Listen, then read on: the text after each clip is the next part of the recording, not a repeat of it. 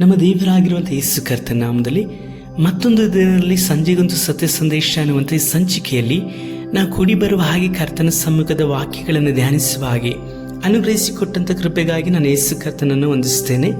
ಸಮಯದಲ್ಲಿ ನಾವು ಸಂದೇಶಕ್ಕೋಸ್ಕರವಾಗಿ ಸತ್ಯವೇದದೊಟ್ಟಿಗೆ ಪ್ರಾರ್ಥಿಸೋಣ. ಭೂಮಿ ಆಕಾಶಗಳನ್ನು ಉಂಟು ಮಾಡಿದಂಥ ನಮ್ಮ ಸರ್ವಶಕ್ತನಾದ ದೇವರೇ, ಅನುದಿನವೂ ನಮ್ಮನ್ನು ಕಾದು ನಡೆಸಿರುವಂಥ ಕೃಪೆಗಾಗಿ ಸ್ತೋತ್ರ. ಈ ದಿನ ಮುಂಚಾನೆಯಿಂದ ಸಂಜೆ ತನಕವಾಗಿಯೂ ನಮ್ಮನ್ನು ನಮ್ಮ ಕುಟುಂಬ ಮಾತ್ರದಲ್ಲಿ ಈ ಸಂದೇಶವನ್ನು ಕೇಳ್ತಾ ಇರುವಂಥ ಒಬ್ಬೊಬ್ಬರನ್ನ ನೀವು ಹೊತ್ತುಕೊಂಡು ನಡೆಸಿದ ಕೃಪೆಗಾಗಿ ನಾವು ನಿಮ್ಮನ್ನು ಕೊಂಡಾಡುತ್ತೇವೆ. ಈ ಸಂಜೆ ವೇಳೆಯಲ್ಲೂ ಸಹ ಇವರೊಬ್ಬೊಬ್ಬರು ಕೂಡ ಮಾತನಾಡಿ ಇವರಿಗೆ ಆಲೋಚನೆಯನ್ನು ಹೇಳಿಕೊಟ್ಟು ನಡೆಸಿರಿ. ನಿಮ್ಮ ಚಿತ್ತ, ನಿಮ್ಮ ಉದ್ದೇಶ, ನಿಮ್ಮ ಆಶೀರ್ವಾದಗಳು ಇವರ ಜೀವಿತದಲ್ಲಿ ಹೊಂದಿಕೊಂಡು ಅನುಭವಿಸುವ ಹಾಗೆ ಸಹಾಯಿಸಿರಿ. ಯೇಸು ಕರ್ತನ ನಾಮದಲ್ಲಿ ತಂದೆಯೇ, ಆಮೇನ್. ಕರ್ತನರು ಪ್ರೀತಿ ದೇವಚಂದ್ರೆ, ನಾವು ಯೋನನ ಪುಸ್ತಕ 2ನೇ ಅಧ್ಯಾಯ 7ನೇ ವಚನವನ್ನು ನಾವು ಧ್ಯಾನಿಸೋಣ. ನನ್ನ ಆತ್ಮವು ನನ್ನಲ್ಲಿ ಕುಂದಿದಾಗ ಯೆಹೋವನಾದ ನಿನ್ನನ್ನು ಸ್ಮರಿಸಿದೆನು. ನನ್ನ ಬಿನ್ನಹವು ನಿನಗೆ ಮುಟ್ಟಿತು, ನಿನ್ನ ಪರಿಶುದ್ಧಾಲಯಕ್ಕೆ ಸೇರಿತು. ಸುಳ್ಳು ವಿಗ್ರಹಗಳನ್ನು ಅವಲಂಬಿಸಿದವರು ತಮ್ಮ ಕರುಣಾನಿಧಿಯನ್ನು ತೊರೆದು ಬಿಡುವರು. ನಾನಾದರೂ ಸ್ತೋತ್ರ ಧ್ವನಿಯಿಂದ ನಿನಗೆ ಯಜ್ಞವನ್ನು ಅರ್ಪಿಸುವೆನು, ಮಾಡಿಕೊಂಡ ಹರಕೆಯನ್ನು ಸಲ್ಲಿಸುವೆನು. ರಕ್ಷಣೆಯು ಯೆಹೋವನಿಂದಲೇ ಉಂಟಾಗುವುದು. ಯೆಹೋವನು ಮೀನಿಗೆ ಅಪ್ಪಣೆ ಮಾಡಲು ಅದು ಯೋನನನ್ನು ಒಣನೆಲದಲ್ಲಿ ಕಾರಿಬಿಟ್ಟಿತು.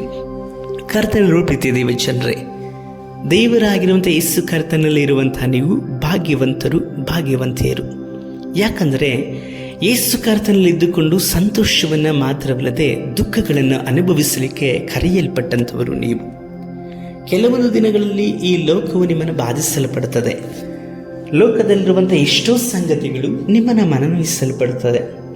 ಕೆಲವೊಬ್ಬರು ಮನುಷ್ಯರು ನಿಮ್ಮನ್ನು ಅರ್ಥ ಮಾಡಿಕೊಳ್ಳಲಿಕ್ಕೆ ಆಗೋದಿಲ್ಲ. ನಿಮ್ಮನ್ನು ಅರ್ಥ ಮಾಡಿಕೊಳ್ಳದ ಹಾಗೆ ನಿಮ್ಮನ್ನು ಬಾಧಿಸಲ್ಪಡ್ತಾರೆ. ಮತ್ತು ಸಮಯಗಳಲ್ಲಿ ನಿಮ್ಮ ಕುಟುಂಬದಲ್ಲಿಯೇ ನಿಮಗೆ ಎಷ್ಟೋ ನೋವು, ವೇದನೆಗಳು ಇರಲ್ಪಡುತ್ತದೆ. ನೀವು ಸಭೆಯಾಗಿ ಕೂಡಿ ಬರುವಂತಹ ಸಭೆಯಲ್ಲೂ ಸಹ ಎಷ್ಟೋ ವಿಧವಾದಂತಹ ಒಡಕುಗಳು ನಿಮ್ಮ ಜೀವಿತವನ್ನು ಬಾಧಿಸಲ್ಪಡುವಂಥದ್ದು ಹಾಗಿರ್ಬೋದು. ಎಲ್ಲವನ್ನು ನೋಡುವಾಗ ಸತ್ಯವಾದ ದೇವರನ್ನ ನಾನು ಆರಾಧಿಸ್ತಾ ಇದ್ದಾನೆ, ಹಾಗಿದ್ರೂ ನನಗೆ ಯಾಕೆ ಈ ಒಂದು ಇಕ್ಕಟ್ಟು, ಈ ಪರಿಸ್ಥಿತಿಗಳು ಎಂಬುದಾಗಿ ಹೇಳಿ ನೀವು ಆಲೋಚಿಸಬಹುದು. ಕೆಲವೊಂದು ಸಮಯದಲ್ಲಿ ನಿಮ್ಮನ್ನು ನೀವು ಪರೀಕ್ಷಿಸಿಕೊಳ್ಳುವಂಥದ್ದು ಉತ್ತಮವಾದಂಥದ್ದು. ನಮ್ಮನ್ನು ನಾವು ಯಾವಾಗಲೂ ಸಹ ಪರೀಕ್ಷಿಸಿಕೊಳ್ಳಬೇಕು. ಮನುಷ್ಯರ ಸ್ವಭಾವ ಏನು ಗೊತ್ತಾ? ಇತರರನ್ನು ಪರೀಕ್ಷಿಸುವಂಥದ್ದು. ಇತರರ ನೋಟ, ನಡವಳಿಕೆಗಳು, ಮಾತುಗಳು, ಹೀಗೆ ಇತರರ ಬಗ್ಗೆ ಯೋಚಿಸುವಂಥದ್ರಲ್ಲಿ ಮನುಷ್ಯ ಎಷ್ಟೋ ಆಯುಷ್ಯವನ್ನು ಕಳೆದುಕೊಳ್ಳಲ್ಪಡ್ತಾನೆ. ಲೋಕದಲ್ಲಿರುವಂಥ ಜನಗಳೆಲ್ಲರೂ ನೋಡ್ರಿ, ಅವರಿಗೆ ಸಂಬಂಧವಿಲ್ಲದೆ ಇರುವಂಥ ವಿಷಯಗಳನ್ನು ಹೆಚ್ಚು ಚರ್ಚಿಸಲ್ಪಡುತ್ತಾರೆ. ಆ ಚರ್ಚೆಗಳೆಲ್ಲವೂ ಮುಗಿದ ನಂತರದಲ್ಲಿ ಅಯ್ಯೋ ನಮಗೆ ಯಾಕೆ ಎಂಬುದಾಗಿ ಹೇಳಿ ಬಿಟ್ಟು ಬಿಡ್ತಾರೆ. ಇಂದು ಈ ಲೋಕದ ಎಷ್ಟೋ ಸಂಗತಿಗಳು ಸಭೆ ಒಳಗಡೆ ಬಂದುಬಿಟ್ಟಿದೆ. ಪ್ರಾರ್ಥಿಸುವಂಥ ದೈವಜನ, ದೈವ ಮಕ್ಕಳ ಪ್ರಾರ್ಥನೆಗಳು, ಸಮಯಗಳು ಕಡಿಮೆ ಆಗಿದ್ರೂ ಸಹ ಇತರರ ಬಗ್ಗೆ ಮಾತನಾಡುವಂಥ ಸಮಯ ಮಾತ್ರವಲ್ಲದೆ ತಮ್ಮ ಕಣ್ಣಾರೆ ನೋಡಿಲ್ಲದೆ ಇರುವಂತಹ, ಕಿವಿಯಾರೆ ಕೇಳಿಲ್ಲದೆ ಇರುವಂಥ ಸಂಗತಿಗಳನ್ನು ಪ್ರತ್ಯಕ್ಷವಾಗಿ ನೋಡಿ ಕೇಳಿದವರ ಹಾಗೆ ಹಬ್ಬಿಸುವಂಥವರ ಸೈತಾನ ಸಂಗತಿಯೂ ಸಹ ಇಂದು ದೈವ ಮಕ್ಕಳರೊಡನೆ ಮಿಶ್ರಣವಾಗಿ ಬಿಟ್ಟಿದೆ. ನಿಮ್ಮ ಜೀವಿತವನ್ನು ಅದಕ್ಕಾಗಿ ಪರೀಕ್ಷಿಸಿಕೊಳ್ಳಬೇಕು. ನಾವು ದೇವರ ಮಕ್ಕಳ ಅಥವಾ ಸೈತಾನನಾಗ ಪ್ರಿಯವಾದಂಥವರ ಎಂಬುದಾಗಿ ಹೇಳಿ. ಪರಿಶುದ್ಧ ಗ್ರಂಥದಲ್ಲಿ ನೋಡುವುದಾದರೆ ಸುಳ್ಳು ವಿಗ್ರಹಗಳನ್ನು ಅವಲಂಬಿಸಿದವರು ತಮ್ಮ ಕರುಣಾನಿಧಿಯನ್ನು ತೊರೆದು ಬಿಡುವರು ಎಂಬುದಾಗಿ ವಾಕ್ಯ ಹೇಳಲ್ಪಡುತ್ತದೆ. ಸುಳ್ಳಾದಂಥದ್ದನ್ನು ಈ ಲೋಕದಲ್ಲಿ ಅವಲಂಬಿಸುವಂಥವರು ಅನೇಕ ಮಂದಿ ಇದ್ದಾರೆ. ಅವರಿಗೆ ಸೃಷ್ಟಿಕರ್ತನ ಮಹತ್ವವಾಗಲಿ ಅವರ ಅರಿವಾಗಲಿ ತಿಳುವಳಿಕೆ ಇಲ್ಲ. ಇಂದು ಸರ್ವಸೃಷ್ಟಿಕರ್ತನಾಗಿರುವಂಥ ದೇವರನ್ನು ಆತುಕೊಂಡಂಥ ನೀವು ಸಹ ಅದೇ ರೀತಿಯಲ್ಲಿ ಇರುವುದಾದರೆ ಅವರಿಗೆ ನಿಮಗೂ ವ್ಯತ್ಯಾಸ ಏನು? ಇಂದು ನಿಮ್ಮ ಪರಿಸ್ಥಿತಿಗಳಲ್ಲಿ ನೋಡುವುದಾದರೆ ಸಿಲುಕಿ ಹಾಕಿಕೊಂಡಂಥ ಸಂಗತಿಗಳಲ್ಲಿ ನಮ್ಮನ್ನು ನಾವು ಪರೀಕ್ಷಿಸಿಕೊಳ್ಳುವಂಥದ್ದು ಉತ್ತಮವಾಗಿರುವಂಥದ್ದು. ಪ್ರಿಯರೇ, ಕರ್ತನ ಸಮ್ಮುಖದಲ್ಲಿ ನಿಮ್ಮನ್ನು ನೀವು ಪರೀಕ್ಷಿಸಿಕೊಳ್ಳ್ರಿ. ದೇವರ ಸಮೀಪಕ್ಕೆ ನೀವು ಬರುವಾಗ ನಿಮ್ಮ ಸಮೀಪಕ್ಕೆ ಕರ್ತನು ಬರ್ತಾರೆ. ದೇವರ ಕೈಗಳು ನಿಮ್ಮನ್ನು ರಕ್ಷಿಸಲಿಕ್ಕೆ ಆಗದೇ ಇರುವಂಥ ಮೋಟು ಕೈಗಳಲ್ಲ. ಆತನ ಕೈಗಳು ಯಾವಾಗಲೂ ಸಹ ನಿಮಗೆ ನೇರಳಾಗಿಯೂ ಬಲವಾಗಿಯೂ ಇರುವಂಥದ್ದು ಆಗಿದೆ. ಆತನು ನಿಮ್ಮನ್ನು ಉದ್ಧರಿಸಲಿಕ್ಕೆ ಮಾತ್ರವಲ್ಲದೆ ನಿಮ್ಮನ್ನು ಉಜ್ಜೀವಿಸ ಮಾಡಿ ಆಶೀರ್ವದಿಸಲಿಕ್ಕೆ ಶಕ್ತನು. ಆದರೆ ಕರ್ತನ ಸಮ್ಮುಖದಲ್ಲಿ ನಿಮ್ಮನ್ನು ನೀವು ತಗ್ಗಿಸಿಕೊಳ್ಳಬೇಕು. ಯೋನನ ಜೀವಿತ ನೋಡುವುದಾದರೆ ಆತನು ಸುಂದರವಾಗಿ ಈ ಒಂದು ಪ್ರಾರ್ಥನೆಯನ್ನು ಮಾಡಿ ಬರೆಯಲ್ಪಟ್ಟನು. ನನ್ನ ಆತ್ಮವು ನನ್ನಲ್ಲಿ ಕುಂದಿದಾಗ ಯೆಹೋವನಾದ ನಿನ್ನನ್ನು ಸ್ಮರಿಸಿದನೆಂಬುದಾಗಿ ಹೇಳ್ತಾ ಇದ್ದಾನೆ. ಅವನ ಆತ್ಮವು ಬಾಧೆಗೆ ಒಳಗಾಗುವಾಗ, ಅವನು ಕುಗ್ಗಿಸಲ್ಪಟ್ಟಾಗ, ಅವನು ಮನನೊಂದಾಗ, ಅವನು ವ್ಯಾಧಿ ಪೀಡಿತನಾದಾಗ, ನೋವಿನಲ್ಲಿರುವಾಗ ಅವನು ನೆನಪಿಸಿಕೊಳ್ತಾ ಇರೋದು ಯಾರನ್ನು ಗೊತ್ತಾ? ದೇವರನ್ನು ನೆನಪು ಮಾಡಿಕೊಳ್ತಾ ಇದ್ದಾನೆ. ಇಂದು ನಿಮ್ಮ ದುಃಖ, ನಿಮ್ಮ ಜೀವಿತದಲ್ಲಿ ದುಃಖ ಬರುವಾಗ, ವೇದನೆಗಳು ಬರುವಾಗ, ವ್ಯಾಧಿಗಳು ಬರುವಾಗ, ಇತರರು ಮಾತನಾಡಲ್ಪಡುವಂಥ ಸಮಯದಲ್ಲೂ ಸಹ ನೀವು ದುಃಖವನ್ನು ಅನುಭವಿಸುವಾಗ ಇತರರ ವಿಷಯದಲ್ಲಿ ದ್ವೇಷವನ್ನು ಮಾಡಿಕೊಂಡು ದುಃಖಿಸ್ತಾ ಇದ್ದೀರೋ ಅಥವಾ ದೇವರ ನೆನಪು ಮಾಡಿಕೊಳ್ಳುತ್ತಿದ್ದೀರಾ? ನಿಮ್ಮ ಮನಸ್ಸು ನೊಂದಂಥ ಎಲ್ಲ ಸಮಯದಲ್ಲೂ ಕರ್ತನಲ್ಲಿ ಪ್ರಿಯರಿರುವ ದೇವ ಮಗನೇ ಮಗಳೇ, ದೇವರನ್ನು ಆತುಕೊಳ್ಳ್ರಿ.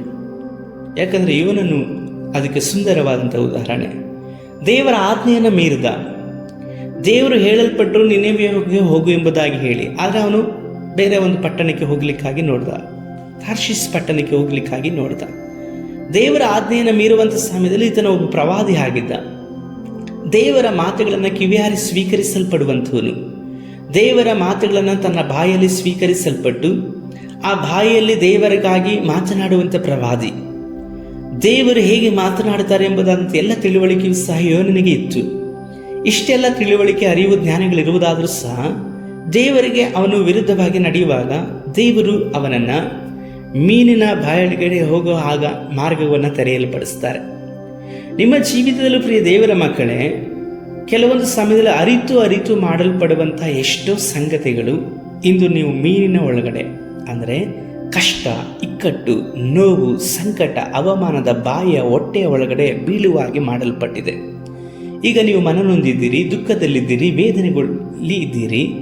ಇದರೆಲ್ಲದರ ಹಿಮ್ಮುಖವಾಗಿ ನೋಡುವುದಾದರೆ ನೀವು ಯಾರನ್ನು ದೂರ್ತಾ ಇದ್ದೀರಿ?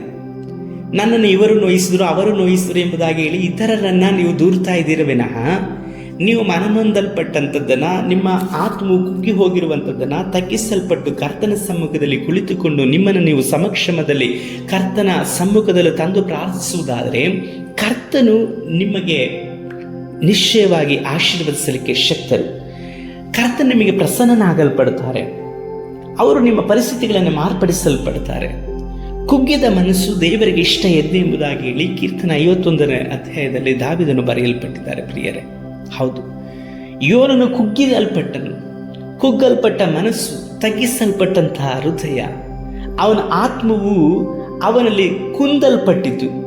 ಮನನೊಂದನು, ದುಃಖಕ್ಕೆ ಒಳಗಾದನು. ಅವನಿಗೆ ಗೊತ್ತಾಯಿತು, ಈ ಪರಿಸ್ಥಿತಿಯಿಂದ ಯಾರು ನನ್ನನ್ನು ಬಿಡಿಸಲಿಕ್ಕೆ ಸಾಧ್ಯವಿಲ್ಲ, ದೇವರು ಮಾತ್ರವೇ ನನ್ನನ್ನು ಬಿಡಿಸಲಿಕ್ಕೆ ಸಾಧ್ಯ ಎಂಬುದಾಗಿ ಹೇಳಿ ಯೋನನ್ನು ತಿಳಿದುಕೊಂಡರು. ಆದುದರಿಂದಲೇ ಮೀನಿನ ಹೊಟ್ಟೆಯೊಳಗಿರುವಂಥ ಸಮಯದಲ್ಲೂ ಸಹ ಆತನು ಪ್ರಾರ್ಥಿಸಿದನು. ಇಂದು ನೀವು ಯಾವುದೇ ಇಕ್ಕಟ್ಟಿನಲ್ಲಿ ಇರ್ಬೋದು, ಯಾವುದೇ ಪರಿಸ್ಥಿತಿಗಳಲ್ಲಿ ಇರ್ಬೋದು, ಕುಂದಿ ಹೋದಂತಹ ನಿಮ್ಮ ಮನಸ್ಸಿಗೆ ಕರ್ತನು ಆನಂದದ ತೈಲವನ್ನು ಹಚ್ಚಿ ನಿಮ್ಮನ್ನು ಆ ವ್ಯಾಧಿಗಳೆಂಬ ದುಃಖದಿಂದ ತಪ್ಪಿಸಲ್ಪಟ್ಟು ನಿಮ್ಮಲ್ಲಿ ಸಂತೋಷವನ್ನು ಉಂಟು ಮಾಡಲಿಕ್ಕೆ ಶಕ್ತನಾಗಿದ್ದಾರೆ. ಅವರ ಸಮ್ಮುಖಕ್ಕೆ ನೀವು ಬನ್ನಿರಿ, ನಿಮ್ಮನ್ನು ನೀವು ತಗ್ಗಿಸಿಕೊಂಡು ಕರ್ತನನ್ನು ನೆನಪಿಸಿಕೊಳ್ಳುವಂಥ ಪ್ರತಿಯೊಂದು ಪ್ರಾರ್ಥನೆಯನ್ನು ಕರ್ತನು ಕೇಳುವವರಾಗಿ ಇದ್ದಾರೆ.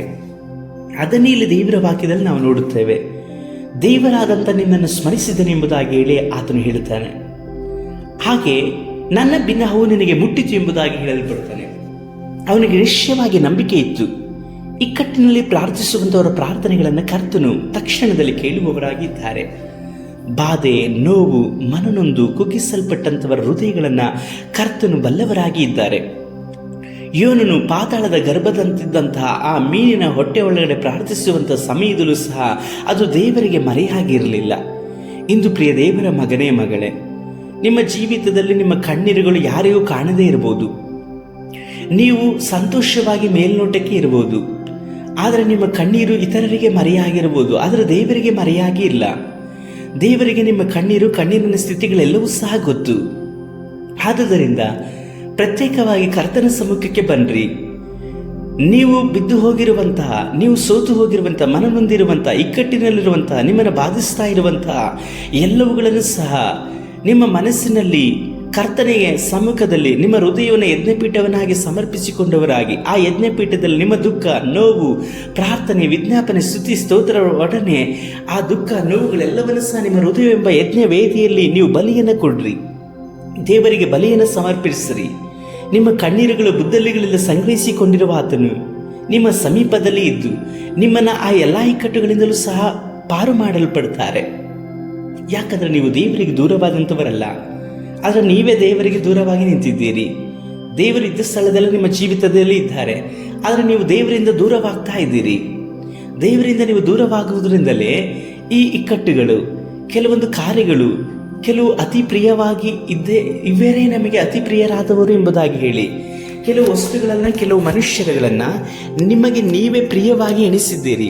ಆದರೆ ಒಂದನ್ನು ತಿಳಿದುಕೋ ಪ್ರಿಯ ದೇವರ ಮಗನೇ, ಮಗಳೇ, ಎಲ್ಲದಕ್ಕಿಂತಲೂ ಸಹ ನಿಮಗೆ ಪ್ರಿಯವಾಗಿರುವಂಥದ್ದು ಯೇಸು ಕರ್ತನು ಮಾತ್ರವೇ.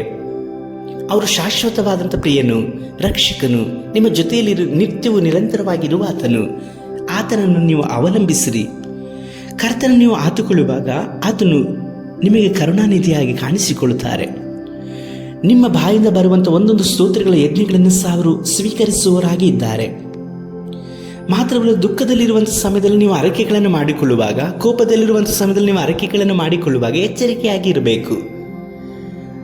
ಎಷ್ಟೋ ಜನಗಳು, ಎಷ್ಟೋ ದೈವ ಮಕ್ಕಳು, ದೈವ ಸೇವಕರು ಎಡುವಂಥದ್ದು ಕೋಪ ಮಾತ್ರವಲ್ಲ, ದುಃಖದಲ್ಲಿರುವಂಥ ಸಮಯದಲ್ಲಿ ಅವರು ತೆಗೆದುಕೊಳ್ಳುವಂಥ ತೀರ್ಮಾನಗಳು. ಆದರೆ ಯೋನನು ತೆಗೆದುಕೊಂಡಂಥ ತೀರ್ಮಾನಗಳಲ್ಲಿ ಆತ ನಂಬಿಕಸ್ಥನಾಗಿ ಇದ್ದನು. ಅವನು ತೆಗೆದುಕೊಂಡ ತೀರ್ಮಾನಗಳೆಲ್ಲವೂ ಸಹ ದೇವರ ಚಿತ್ತಾನುಸಾರವಾಗಿ ಅವನು ಆ ಮೀನಿನ ಒಳಗೆ ತೀರ್ಮಾನಗಳನ್ನು ತೆಗೆದುಕೊಳ್ಳುವಾಗ ಕರ್ತನು ಆತನನ್ನು ಬಿಡಿಸಿದನು. ಮಾತ್ರವಲ್ಲದೆ ದೇವರು ಅವನ ಪ್ರಾರ್ಥನೆಯನ್ನು ಕೇಳಲ್ಪಟ್ಟಂಥದ್ದು ನಿಶ್ಚಯ ಯೋನನಿಗೆ ಇತ್ತು. ನನ್ನ ಪ್ರಾರ್ಥನೆಯನ್ನು ದೇವರು ಕೇಳ್ತಾ ಇದ್ದಾರೆ ಎಂಬುದಾದಂಥ ದೃಢವಾದಂಥ ನಿಶ್ಚಯ ಇತ್ತು ಅವನಿಗೆ. ಇಂದು ನಿಮ್ಮ ಪರಿಸ್ಥಿತಿಗಳು ಕಠಿಣವಾಗಿರುವುದಾದರೆ, ಸತ್ಯವಾಗಿಯೂ ಕಠಿಣವಾಗಿದೆಯೋ, ಸತ್ಯವಾಗಿಯೂ ನೀವು ಅವಮಾನಕ್ಕೆ ಒಳಗಾಗಿದ್ದೀರಾ, ಸತ್ಯವಾಗಿಯೂ ನೀವು ಪಶ್ಚಾತ್ತಾಪ ಪಡ್ತಾ ಇದ್ದೀರಾ, ಸತ್ಯವಾಗಿಯೂ ನೀವು ದೇವರಲ್ಲಿ ನನಗೆ ಪರಿಹಾರ ಬೇಕೇ ಬೇಕೆಂಬುದಾಗಿ ಹೇಳಿ ನೀವು ಪ್ರಾರ್ಥಿಸ್ತಾ ಇದ್ದೀರಾ, ಬೇಡ್ತಾ ಇದ್ದೀರಾ. ಆದರೆ ಸತ್ಯವಾಗಿ ನಂಬ್ರಿ, ದೇವರು ನಿಮ್ಮ ಪ್ರಾರ್ಥನೆ ಕೇಳಿದ್ದಾರೆ. ದೃಢವಾಗಿ ಹಿಡಿದುಕೊಳ್ಳ್ರಿ. ದೇವರು ನನ್ನ ಭಿನ್ನಹಗಳನ್ನು ಕೇಳಿದ್ದಾರೆ, ನನ್ನ ಪ್ರಾರ್ಥನೆ ಕೇಳಿದ್ದಾರೆ ಎಂಬುದಾಗಿ ಹೇಳಿ ಅಷ್ಟೇ ಸತ್ಯವಾಗಿ ನೀವು ನಂಬುವುದಾದರೆ ನಿಶ್ಚಯವಾಗಿ ಕರ್ತನ ನಿಮ್ಮ ಪ್ರಾರ್ಥನೆಗೆ ಉತ್ತರವನ್ನು ಕೊಡಲಿಕ್ಕೆ ಶಕ್ತರಾಗಿದ್ದಾರೆ. ಆಲ್ರೆಡಿ ನಿಮ್ಮ ಪ್ರಾರ್ಥನೆಗೆ ಉತ್ತರ ಬಂದಿದೆ. ಯೋನನು ನಂಬಿದನು. ನನ್ನ ಭಿನ್ನಹವನ್ನು ದೇವರು ಕೇಳಿದರೆ ಎಂಬುದಾಗಿ ನಂಬಿದನು. ಅದೇ ಕ್ಷಣದಲ್ಲಿ ದೇವರು ಮೀನಿಗೆ ಅಪ್ಪಣೆ ಕೊಡುವಾಗ ಮೀನು ಯೋನನನ್ನು ತೆಗೆದು ಬಿಟ್ಟು ಹೊರಗಡೆ ಬಿಸಾಡಲ್ಪಟ್ಟಿತು, ಹೊರಗಡೆ ಹಾಕಲ್ಪಟ್ಟಿತು. ಇಂದು ಕಷ್ಟ, ನೋವು, ಸಂಕಟ, ಅವಮಾನಗಳು, ಪಾಪ, ಸಾಲ, ಮಾತುಗಳ ಸಮಸ್ಯೆ ನಿಮ್ಮನ್ನು ನುಂಗಿರಬಹುದು ಪ್ರಿಯರೇ. ನೀವು ದೇವರ ಸಮ್ಮುಖದಲ್ಲಿ ಮೊರೆ ಇಡ್ರಿ, ಕಣ್ಣೀರಿಟ್ಟು ಗೋಳಾಡ್ರಿ. ಸತ್ಯವಾಗಿಯೂ ನೀವು ಕಣ್ಣೀರಿಟ್ಟು ಪ್ರಾರ್ಥಿಸುವುದಾದರೆ, ಪಶ್ಚಾತ್ತಾಪಪಟ್ಟು ಪ್ರಾರ್ಥಿಸುವುದಾದರೆ ದೇವರು ನಿಮ್ಮ ಪ್ರಾರ್ಥನೆ ಕೇಳಿದ್ದಾರೆ. ಆ ಕಷ್ಟಗಳಿಗೆ ದೇವರು ಹೇಳ್ತಾರೆ, ನನ್ನ ಮಗನನ್ನು ಬಿಡಿ ಎಂಬುದಾಗಿ ಹೇಳಿ. ಆ ಅವಮಾನಗಳಿಗೆ ದೇವರು ಆಜ್ಞಾಪಿಸರೆ, ಎಲ್ಲೇ ಅವಮಾನವೇ, ನನ್ನ ಮಗನನ್ನು ಬಿಡು ಎಂಬುದಾಗಿ ಹೇಳುತ್ತಾರೆ. ಆ ಸಾಲಕ್ಕೆ ಅಪ್ಪಣೆ ಕೊಡ್ತಾರೆ. ನಿಮ್ಮನ್ನು ನುಂಗಿರುವಂಥ ಎಲ್ಲವುಗಳಿಂದಲೂ ಸಹ ದೇವರು ಬಿಡಿಸಲ್ಪಟ್ಟು, ಯೋನನ್ನು ಹೇಗೆ ನಿನವೆ ಪಟ್ಟಣದಲ್ಲಿ ಸಾಕ್ಷಿಯಾಗಿ ಪ್ರವಾದಿಯಾಗಿ ಉಪಯೋಗಿಸಲ್ಪಟ್ಟರು, ದೇವರ ಬಾಯಾಗಿ ಉಪಯೋಗಿಸಲ್ಪಟ್ಟರು, ಅದೇ ರೀತಿಯಲ್ಲಿ ನಿಮ್ಮನ್ನು ದೇವರಾಗಿರುವಂಥ ಕರ್ತನ ತನ್ನ ಬಾಯಾಗಿ ಉಪಯೋಗಿಸಲಿಕ್ಕೆ ಶಕ್ತನು. ನಿಮ್ಮನ್ನು ಯಾವುದೇ ಪರಿಸ್ಥಿತಿ ನುಂಗಿರಬಹುದು, ಕರ್ತನ ಬಳಿಯಲ್ಲಿ ಸತ್ಯವಾಗಿ ಮೊರೆ ಇಡ್ರಿ, ಭಿನ್ನವಿಸಿರಿ. ದೇವರಿಗೆ ನಿಮ್ಮನ್ನು ಯಜ್ಞವಾಗಿ ಸಮರ್ಪಿಸಿಕೊಳ್ಳ್ರಿ. ನಿಮ್ಮ ಹೃದಯ ಎಂಬ ಯಜ್ಞಪೀಠದಲ್ಲಿ ದೇವರಿಗೆ ಸಲ್ಲಿಸಬೇಕಾದಂಥದ್ದನ್ನು ನೀವು ಕ್ರಮವಾಗಿ ಸತ್ಯವಾಗಿ ಸಲ್ಲಿಸುವುದಾದರೆ ಕರ್ತನು ನಿಮ್ಮನ್ನು ನುಂಗಿ ಬಾಧಿಸ್ತಾ ಇರುವಂಥ ಎಲ್ಲವುಗಳಿಂದಲೂ ಸಹ ಈಗಲೇ ಬಿಡುಗಡೆಯನ್ನು ಮಾಡ್ತಾರೆ. ಪ್ರಾರ್ಥಿಸೋಣ. ಸರ್ವಶಕ್ತನಾದ ದೇವರೇ, ಈ ಸಹೋದರ, ಈ ಸಹೋದರಿಯನ್ನು ಮುಟ್ಟಿರಿ ಅಪ್ಪ. ಈ ಸಂದೇಶವನ್ನು ಕೇಳುತ್ತಾ ಇರುವಂಥವ್ರನ್ನ ಮುಟ್ರಿ. ಅವ್ರನ್ನ ಬಡತನ, ಸಾಲ, ಇಕ್ಕಟ್ಟು, ಪಾಪ, ಶಾಪ, ಅವಮಾನ, ಇತರ ಮನುಷ್ಯರ ಬಾಯಿಗಳ ಮಾತುಗಳು ನುಂಗಿರಬಹುದು. ಯೇಸುವಿನ ನಾಮದಲ್ಲಿ ಈಗಲೇ ಅಪ್ಪಣೆ ಮಾಡುತ್ತಾ ಇದ್ದಾನೆ. ಅವರನ್ನು ಯಾವೆಲ್ಲ ಪರಿಸ್ಥಿತಿಗಳು ನುಂಗಿದೆಯೋ ಆ ಪರಿಸ್ಥಿತಿಗಳಿಗೆ ಅಪ್ಪಣೆ ಕೊಡ್ತಾನೆ, ಆ ಬಾಯಿಗಳಿಗೆ ಅಪ್ಪಣೆ ಕೊಡ್ತಾನೆ. ಬಿಟ್ಟು ತೊಲಗು ಯೇಸುವಿನ ನಾಮದಲ್ಲಿ. ಈ ಸಹೋದರನ ಬಿಟ್ಟು ತೊಲಗು ಯೇಸುವಿನ ನಾಮದಲ್ಲಿ. ಬಿಡಿ ಇವರ ಜೀವಿತನ ಬಿಟ್ಟು ತೊಲಗು. ಇವರು ನುಂಗಿರುವಂಥ ಎಲ್ಲ ಕಾರ್ಯಗಳಿಗೆ ಅಪ್ಪಣೆ ಕೊಡ್ತಾ ಇದ್ದಾರೆ. ಇವರನ್ನು ಬಿಸಾಡು, ಇವರನ್ನು ಹೊರಗೆ ಹಾಕು, ಇವರನ್ನು ಇಟ್ಟುಕೊಳ್ಳಲಿಕ್ಕೆ ನಿನಗೆ ಅಧಿಕಾರವಿಲ್ಲ. ಯೇಸು ಕರ್ತನ ರಕ್ತವಿರೋ ಮೇಲೆ ಪ್ರೋಕ್ಷಿಸಲ್ಪಟ್ಟಿದೆ. ಯೇಸು ಕರ್ತನ ಇವರಿಗೋಸ್ಕರವಾಗಿ ರಕ್ತವನ್ನು ಕೊಟ್ಟಿದ್ದಾರೆ, ಪ್ರಾಣವನ್ನು ಕೊಟ್ಟಿದ್ದಾರೆ. ತೊಲಗು ಸೈತಾನನೇ, ತೊಲಗು ಯೇಸುವಿನ ನಾಮದಲ್ಲಿ. ಕರ್ತನ ಇವರಿಗೆ ಬಿಡುಗಡೆ ಕೊಟ್ಟಿದ್ದೀರಿ ಎಂಬುದಾಗಿ ನಾವು ನಂಬುತ್ತೇವೆ. ಈ ಸಹೋದರ ನೀವು ಮುಟ್ಟಿದ್ದಕ್ಕಾಗಿ ಸ್ತೋತ್ರ, ಪ್ರಾರ್ಥನೆ ಕೇಳಿದ್ದಕ್ಕಾಗಿ ಸ್ತೋತ್ರ. ಯೇಸು ಕರ್ತನ ನಾಮದಲ್ಲಿ ತಂದೆಯೇ, ಆಮೇನ್. ಕರ್ತನನ್ನು ಪ್ರೀತಿ ದೇವಿ ಜನರೇ, ಈ ಸಂದೇಶ ನಿಮಗೆ ಆಶೀರ್ವಾದಕರವಾಗಿತ್ತು ಎಂಬುದಾಗಿ ನಂಬುತ್ತೇನೆ. ನಿಶ್ಚಯವಾಗಿ ಕರ್ತನ ನಿಮಗೆ ಬಿಡುಗಡೆಯನ್ನು ಕೊಟ್ಟಿದ್ದಾರೆ. ನೀವು ನಂಬಿರಿ, ಕರ್ತನ ನಿಮ್ಮನ್ನು ಮುಟ್ಟಿದ್ದಾರೆ. ಮಾತ್ರವಲ್ಲ, ಈ ಸಂದೇಶ ನಿಮಗೆ ಆಶೀರ್ವಾದಕರವಾಗಿರುವುದಾದರೆ ಮತ್ತೊಬ್ಬರಿಗೆ ಇದನ್ನು ಕಳುಹಿಸಲ್ಪಡ್ರಿ. ಕಾಮೆಂಟ್ಸ್ಗಳನ್ನು ಹಾಕಿರಿ. ನಿಮ್ಮ ಪ್ರಾರ್ಥನೆ ಮನವಿಗಳು ಏನೇ ಇರುವುದಾದರೂ ಸ್ಕ್ರೀನ್ನಲ್ಲಿ ಕಾಣುವಂಥ ಸಂಖ್ಯೆಗೆ ಫೋನ್ ಮಾಡಿರಿ. ನಾವು ನಿಮಗೋಸ್ಕರವಾಗಿ ಪ್ರಾರ್ಥಿಸುವಂಥ ವಿಷಯದಲ್ಲಿ ಸಂತೋಷವೂ ಮಾತ್ರವಲ್ಲ ಆಸಕ್ತಿ ಉಳ್ಳವರಾಗಿದ್ದೇವೆ. ಮಾತ್ರವಲ್ಲ, ನಮಗೋಸ್ಕರವಾಗಿ ಪ್ರಾರ್ಥನೆ ಮಾಡಿರಿ. ಕರ್ತನು ನಮ್ಮ ನಂಬಿಕೊಟ್ಟಂಥ ಸೇವೆಯನ್ನು ನಾವು ಪರಿಶುದ್ಧವಾಗಿ ನಂಬಿಗಸ್ತರಾಗಿ ಮಾಡಲಿಕ್ಕಾಗಿಯೂ ಎಲ್ಲ ಅಗತ್ಯತೆಗಳು ಒದಗಿಸಿಕೊಡುವ ಹಾಗೆ ಪ್ರಾರ್ಥನೆ ಮಾಡಿರಿ. ದೇವರ ಚಿತ್ತವಿದ್ದು ಬರೋಣ ತಡವಾಗಿರುವುದಾದರೆ ಮುಂದಿನ ವಾರದಲ್ಲಿ ಸಂಜೆಗೊಂದು ಸತ್ಯ ಸಂದೇಶದಲ್ಲಿ ನಾವು ಕಾಣಿಸಿಕೊಳ್ಳೋಣ. ಕರ್ತನು ನಿಮ್ಮನ್ನು ಆಶೀರ್ವಾದ ಮಾಡಲಿ. ಯೇಸು ಕರ್ತನ ನಾಮದಲ್ಲಿ ಶುಭ ಸಂಜೆ. ಆಮೇನ್.